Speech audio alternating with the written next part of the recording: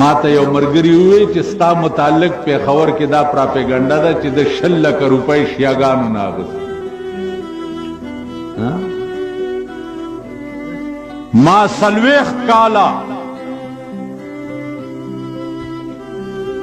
د پیښور مسلمانانو ته تقریرونه کړي دي. داغه سلا ما ته دې رزیل قوم دا راکړه، دې رزیلانو چې ما 6 لک روپۍ شیاو نه اخیستي.